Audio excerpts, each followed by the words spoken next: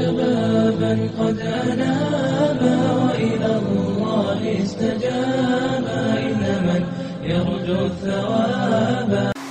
اچھا صرف غیر مسلم ہی نہیں ہے اور عام مسلمان ہی نہیں ہے بلکہ کچھ پڑھے لکھے مسلمان بھی سوشل میڈیا پر اور یوٹیوب پر فیس بک پر ایسے ہیں جو سستی شہرت حاصل کرنے کے لیے، جو لوگوں میں مشہور ہونے کے لیے، میڈیا میں مشہور ہونے کے لیے مسلمانوں کو برا بھلا کہہ رہے ہیں. ہونا تو یہ چاہیے تھا کہ ایسے برے ماحول میں، ناسازگار حالات میں مسلمانوں کو سہارا دیا جاتا، مسلمانوں کے شانہ بشانہ کھڑے ہو کر مسلمانوں کی صف کو مضبوط کیا جاتا. تم پڑھے لکھے ہو کر بھی، عالم ہو کر بھی مسلمانوں کی مخالفت کرتے ہو، مسلمانوں کی جماعت کی اور جمعیت کی مخالفت کرتے ہو شہرت حاصل کرنے کے لیے.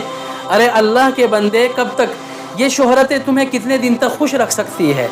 اگر مان لو آپ مشہور ہو بھی گئے اور میڈیا والوں نے اور چینل والوں نے آپ کا انٹرویو بھی لے لیا، آپ ٹی وی پر آ بھی گئے، لوگوں کی نگاہوں میں مشہور بھی ہو گئے، لیکن اس سے فائدہ کیا ہوگا؟ کچھ بھی نہیں. چند روز کی لوگوں کی واہ واہ ہے، چند لوگوں کی تعریفات ہے، زیادہ دن تک آپ کو صحیح نہیں رکھے گی. آپ یہ سوچیں کہ سوشل میڈیا کی چند روز کی شہرت آپ کو اللہ کی نگاہ میں کہاں تک گرا دے گی. بڑے بڑے مشہور لوگ جو دنیا کے ایک ایک کونے میں مشہور تھے، دنیا کا ایک ایک آدمی ان کو جاننے والا، وہ بھی دنیا سے رخصت ہو گئے.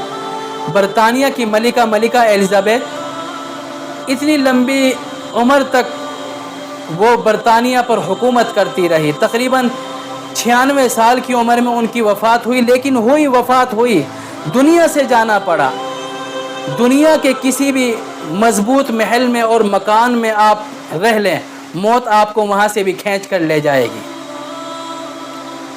ایک سے ایک طاقتور غذائیں آپ استعمال کریں، موت پھر بھی آپ کو کھینچ کر لے جائے گی. تو سوشل میڈیا پر مشہور ہونے کے لیے علماء کو برا بھلا نہ کہیں. اسلام کے احکام پر اور مدارس کے سسٹم پر آواز نہ اٹھائے. یقیناً کچھ برائیاں ہیں لیکن اس کو مل بیٹھ کر سلجھایا جا سکتا ہے. یہ نہیں ہے کہ سوشل میڈیا پر مشہور ہونے کے لیے مدارس ہی کو گالی دینے لگے، علماء کو ہی گالی دینے لگے. ارے بھائی، سمجھنے کی ضرورت ہے. آپ نے قرآن پڑھا، حدیث پڑھا، آپ نے جگہ جگہ نہیں مطالعہ نہیں کیا کہ اللہ تعالیٰ کی طرف سے آزمائش آئے گی، اللہ تعالیٰ کی طرف سے امتحان ہوگا. تو آپ کو تو جمنا چاہیے تھا، اسلام کی صفوں میں کھڑا ہونا چاہیے تھا، اور آپ نے عین وقت پر اسلام کی صف کو چھوڑ دیا. وہ الفاظ اور وہ باتیں جو غیر مسلموں کو بولنی چاہیے تھی، آپ ایک مسلمان ہو کر، ایک عالم ہو کر وہ باتیں بول رہے ہیں.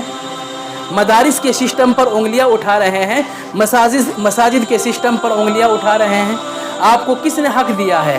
ہونا تو یہ چاہیے تھا کہ آپ مسلمانوں کی صفوں میں آتے، مدارس کے سسٹم کو صحیح کرتے، مساجد کے نظام کو صحیح کرتے، مسلمانوں کو سمجھاتے، آپس میں بیٹھ کر باتیں کرتے. اور آپ سوشل میڈیا پر بیٹھ کر غیر مسلموں والی باتیں کر رہے ہیں. بہت سارے یوٹیوب چینل، فیس بک چینل ایسے ہیں جس پر بہت سارے لوگ فیمس ہو گئے، لیکن آج ان کا چینل بند ہو گیا کیونکہ موت ان کو کھینچ کر لے گئی ہے. آپ ہمیشہ نہیں رہیں گے. آپ کی موت سے اور موت کے فرشتے سے کوئی یارانہ نہیں ہے، کوئی رشتہ داری نہیں ہے.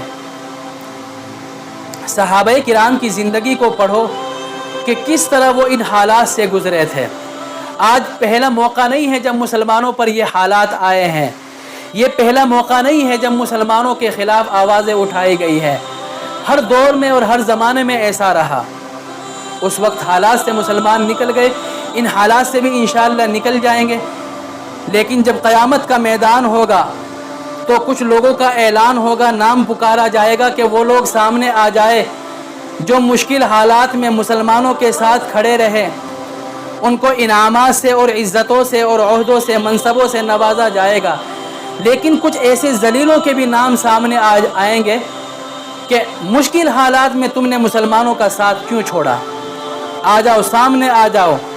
ساری دنیا کے سامنے جب انبیاء کرام وہاں ہوں گے، محمد عربی صلی اللہ علیہ وسلم بھی میدان محشر میں موجود ہوں گے، سب کے سامنے لایا جائے گا۔ یہی ہے وہ ذلیل، یہی ہے وہ کمینہ کہ مسلمانوں کو مشکل حالات میں جس نے چھوڑ دیا تھا۔